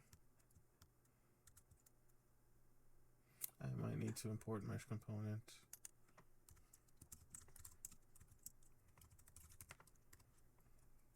If I'm going to be changing those meshes. A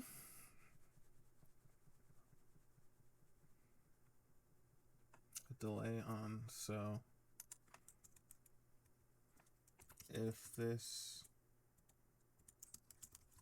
dot del on equals true, do that, else do this, and this would be this dot del on equals true. This needs to be a comparative statement. Yeah, not a operation.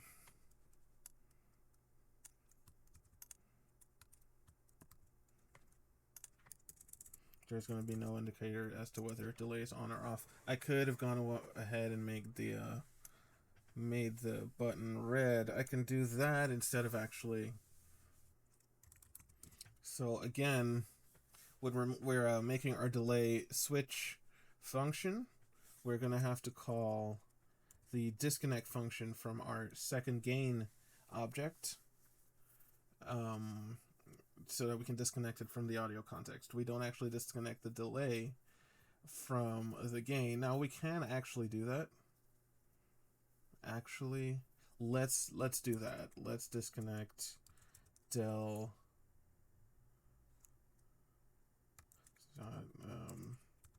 disconnect from this dot gain 2. That actually works just as fine.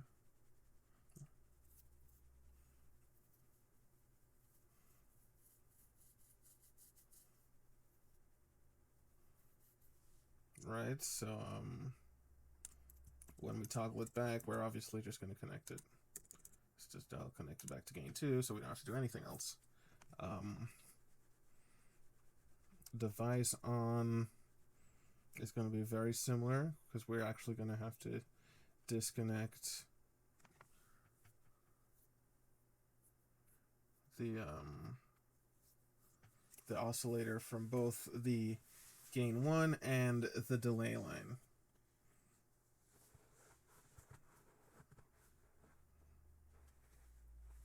Right? Yeah.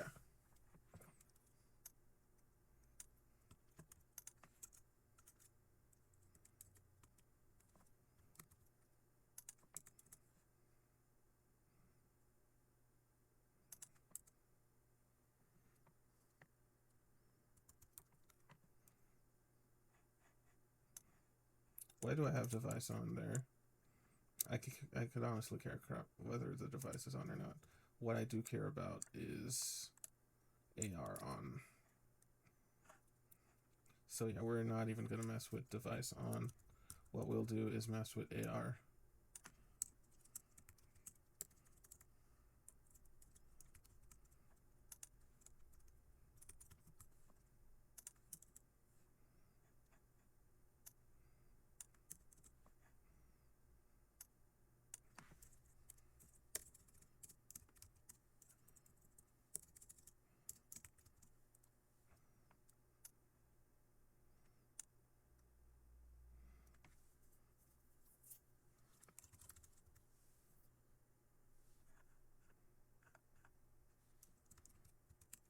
So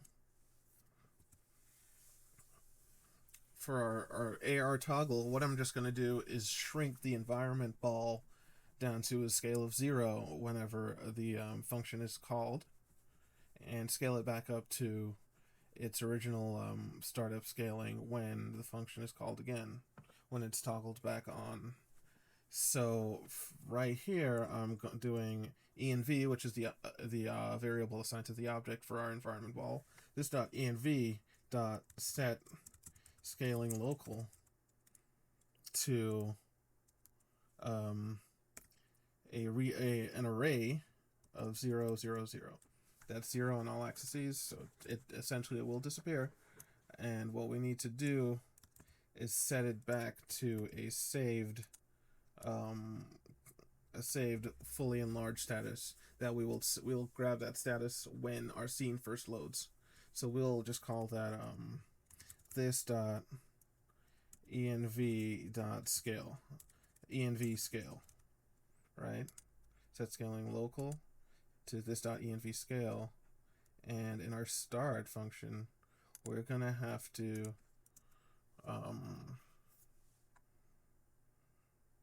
grab env scale. So this dot env scale is equal to, well, seeing that it's a 3-value vector, floating vector, I'm just going to create another float 32 array with a 3-value, and we're going to do this dot env, our env object dot get scaling local, and we're going to use this dot env scale to store that value, right? So that when we call it again down here, it's what it needs to be to get back to the original size. Get scaling local env scale, this dot env, right?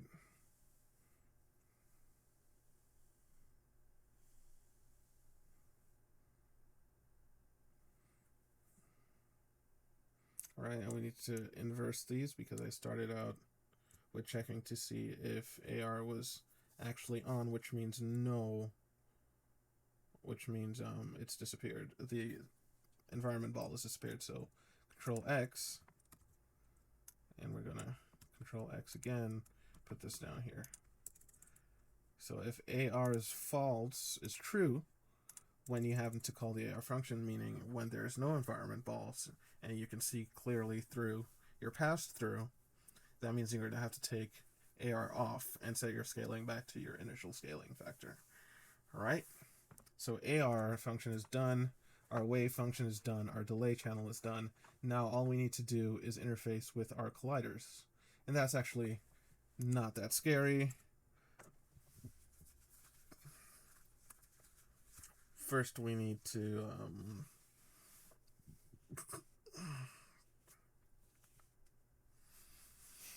we just need to check our colliders. We need to check their status to see if there are collisions going on.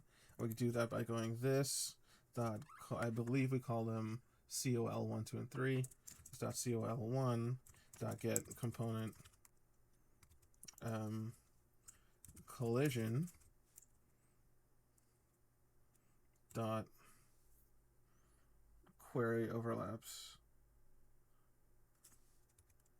Now what this is going to give us is a an array of overlapping objects, right? We're actually going to have to store it.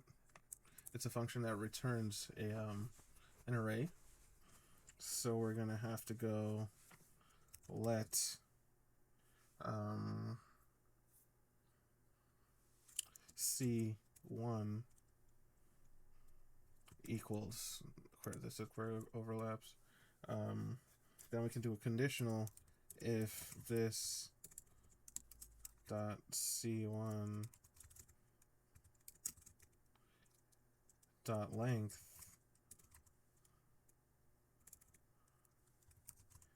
is more than 0.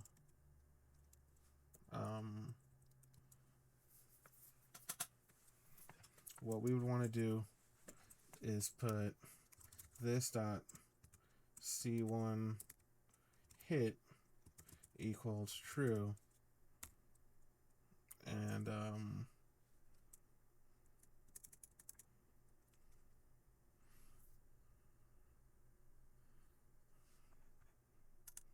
let's do a double condition. And this one, C, we're gonna need a double conditional right here. I'm sorry guys, I am really tired right now. So basically what I'm about to do is set up our collision checking to toggle our wave selector, our delay, and our augmented reality, right? And before I continue, I'm just going to make sure that augmented reality is an option in our project settings. So we're going to enable AR as well. Actually, so I'm back again. One thing that I did forget is that I am going to have to add a on and off switch to the Theremin, because when you're starting your session, you don't want to have the user having to rush into the session within 5 seconds, blah blah blah blah blah blah blah. So ultimately there will need to be a on off switch. It kind of just makes sense. And I just realized it's also a little bit of a tricky deal as well, because of the nature of the audio context. The oscillator start stop functionality. So what I'm going to do, I'm going to create a new button here. I'm going to duplicate one of our buttons. Let's call this button 4. I'm going to shift it into place. I think honestly I'll want to put this as close to the left hand controller as possible, the left hand antenna, so that when it does turn on, the volume, especially if you decide to turn it on with your left hand, the volume is going to be as low as possible when the Theremin actually turns on. So we have this here. Let me just aesthetically change the color of this button. I'm going to do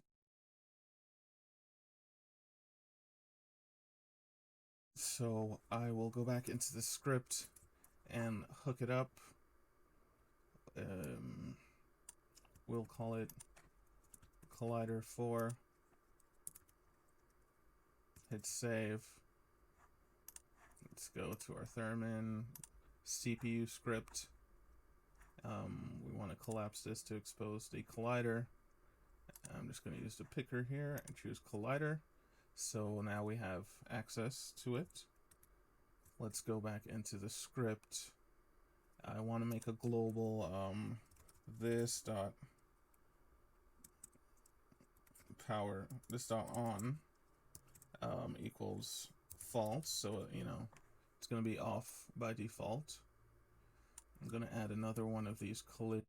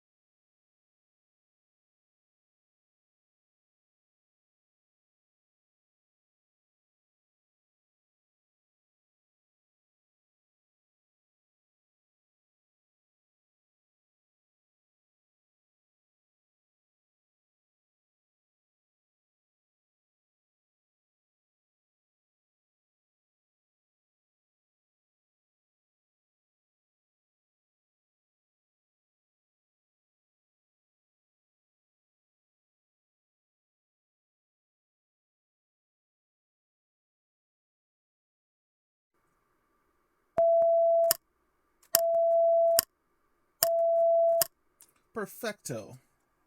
All right, so my headset's probably about a quarter way charged right now. I'm going to let it charge all the way up, and then I'm going to dive in and give it its first go. But we're looking pretty f***ing good right now. I'm not going to lie, this is an epic little experiment in WebXR.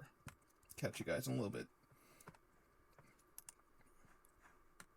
Of randomly unnecessarily hard labor. But this is going to be so much fun. I already know it. Oh my god! It's a Theremin! We have a Theremin, and it looks so clean. It looks so cool. Yeah, the stand is definitely so far out of scale, but the proportions of the body is perfect. You know, maybe this antenna could have been a little bit bigger, but I don't know. Let's power this baby up. Woo! Yep.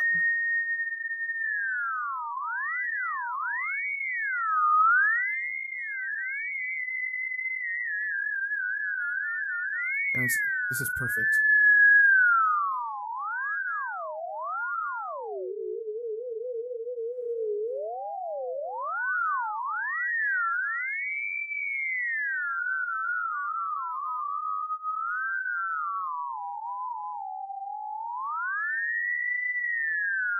I'd like to decrease the scale a little bit so I can get a little bit lower in a comfortable range. But if I go back,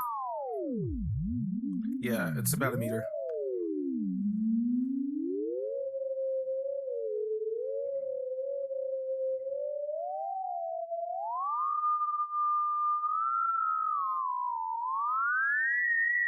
Let's take the delay off. Oh, this is so much better than I expected. Crazy.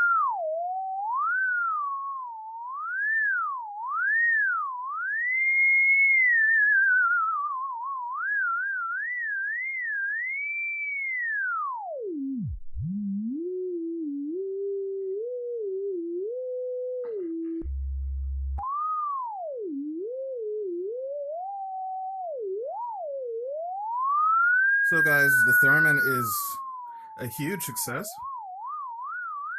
Let me try the saw wave. I hope this doesn't blow my ears off.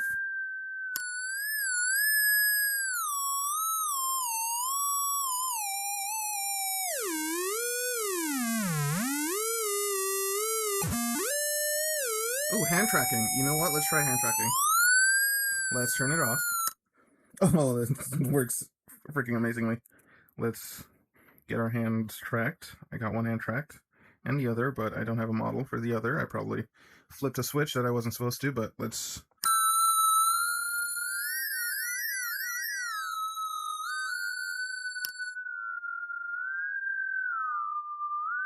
take delay off. So I'm gonna want to put the proximity ball on a fingertip or something, you know? Oof. Turn that back on.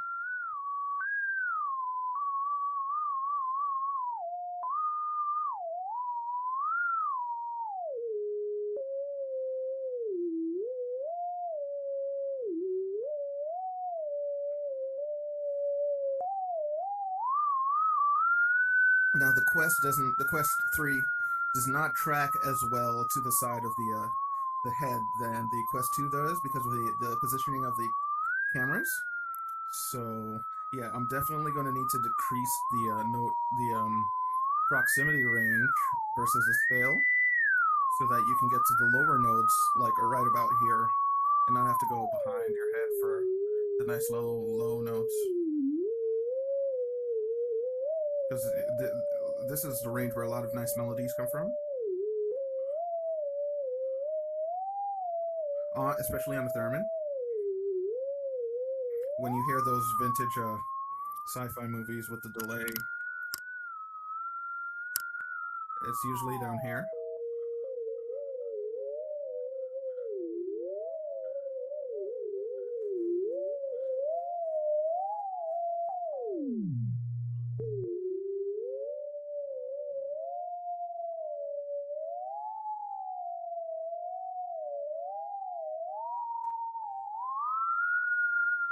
Okay,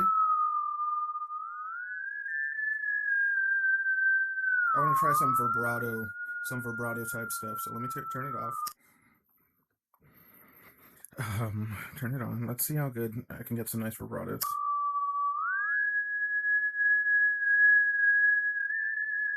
I already know the pitch range for vibrato is very good.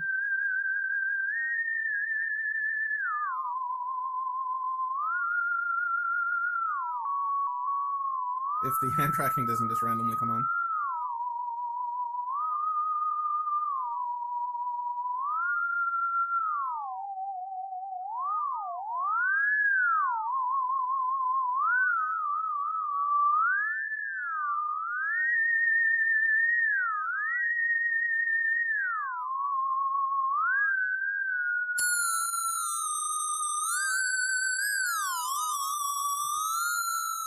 Very sci-fi.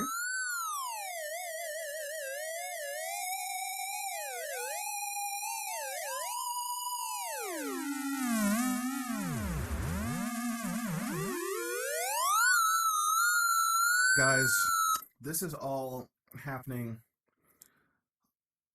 It's almost not fair to say it's all happening in the browser, but believe it or not, all of the sounds that are being generated right now are happening in the browser. Like, this is a JavaScript web browser built in. Almost every single browser on the entire planet can generate these sounds, which is why it's so crazy. This is almost like, yeah, it's almost like a pure, what would you call it? It's definitely a pure tone synthesizer, but it's probably like one of the first, definitely the first WebXR if you want to be like really sort of Puritan about it.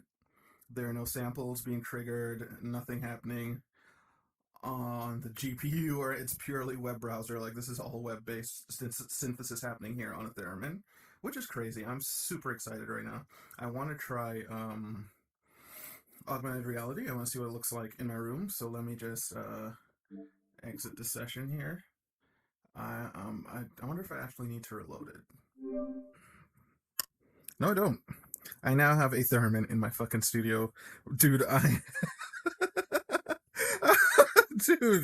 dude, I've wanted this for so long. I've wanted this like all of my life. I have wanted, please excuse the mess that is my recording studio. I have wanted a Theremin in my studio for an unimaginable amount of time. Like,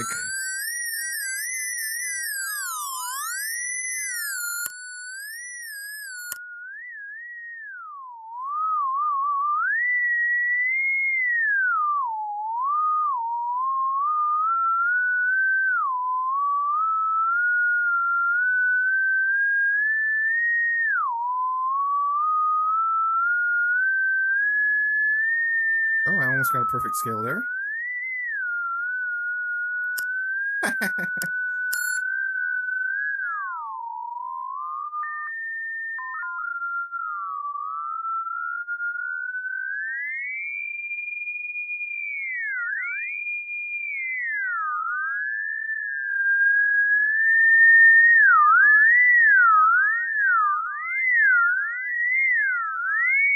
Crazy.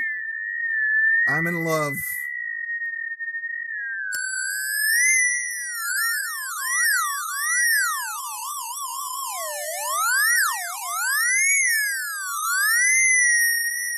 Dude, we did it.